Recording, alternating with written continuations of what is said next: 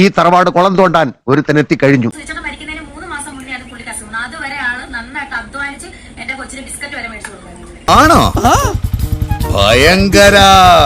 പല ഇന്റർവ്യൂകളിൽ അവനെ കൊണ്ടുവന്നിരുത്തി സംസാരിപ്പിക്കുകയും ഒക്കെ ചെയ്തെടുത്ത്.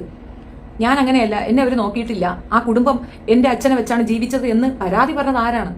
ആ കുഞ്ഞെന്നല്ലേ പറഞ്ഞത്. കിട്ടേണ്ടത് കിട്ടിക്കഴിഞ്ഞാൽ തോന്നേണ്ടത് തോന്നാൻ ഇത്തിരി സമയം നല്ലതാ. വീണയാണ് ശരിക്കും പറഞ്ഞ സുധിയുടെ യഥാർത്ഥ ഭാര്യ.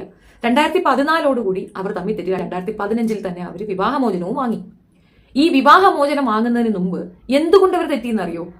കുടുംബം കലക്കി അവിടെ കയറി.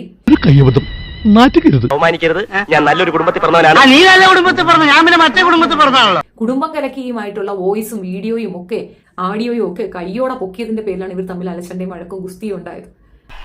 കൗതുക ലേശം കൂടുതലാണ്.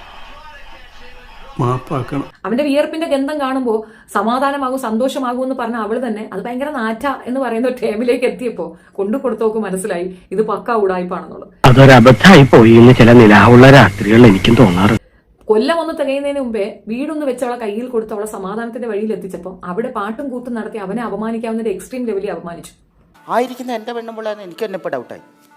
വട വിൽപ്പന എന്ന് പറഞ്ഞു, വട എന്നും മോശമായിട്ടുള്ള ഇത് പറഞ്ഞുകൊണ്ട് ഫെയിം കിട്ടാൻ വേണ്ടിയിട്ട്, അതായത് സെലിബ്രിറ്റി സ്റ്റാറ്റസിന് വേണ്ടിയിട്ടാണ് ഈ പുള്ളിക്കാരത്തി ഇതൊക്കെ ചെയ്തിട്ടുള്ളത്. എനിക്ക് അങ്ങനെയാണ് മനസ്സിലായത്. സാധാരണക്കാരനല്ലെന്ന് മറ്റുള്ളവരെ തോന്നിക്കാൻ ഇതാണ് പറ്റിയ മാർഗം എന്നാണുണ്ടോ നിങ്ങൾക്ക്? എനിക്കും തോന്നിയത്. കാരണം ഇങ്ങനെ ചെയ്തു കഴിഞ്ഞാൽ അവന്റെ കൂട്ടുകാർക്കിടയിൽ അവൻ വെറും അവഹേളിക്കപ്പെടുകയാണ്. ഒരു കുട്ടിക്ക് അവനെ വളർത്തുന്ന അവനെ നോക്കുന്ന അമ്മ വട വിറ്റിട്ടാണോ കൊണ്ടു തരുന്ന ഒരു ചോദ്യം വളരെ വാല്യുബിൾ ആണ്.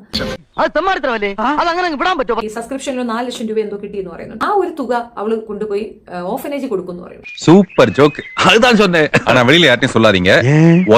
അതിനേക്കാൾ എത്രയോ നല്ലതാണ് സുധി ചേട്ടൻ ഉണ്ടായിരുന്ന സമയത്ത് ഞാൻ ആർക്കൊക്കെ പൈസ തരാനുണ്ടോ അവരൊക്കെ മുൻപോട്ട് വരിക, ഞാൻ ആ പൈസ തരാം. ഉളുപ്പുണ്ടടാ ചക്കണക്ക്. സത്യത്തിൽ ഇതൊരു സേവിങ് കൂടെയാണ്. കാരണം എങ്ങനെയെന്നറിയാമോ, ഒരു കാരണവശാലും ഇവിടെ വടവിറ്റ പൈസ വാങ്ങിച്ച് ആ കടം തീർക്കാൻ ആരും ശ്രമിക്കത്തില്ല. വേണ്ടാന്നേ വെക്കുള്ളൂ, പോട്ടേന്ന് വെക്കും.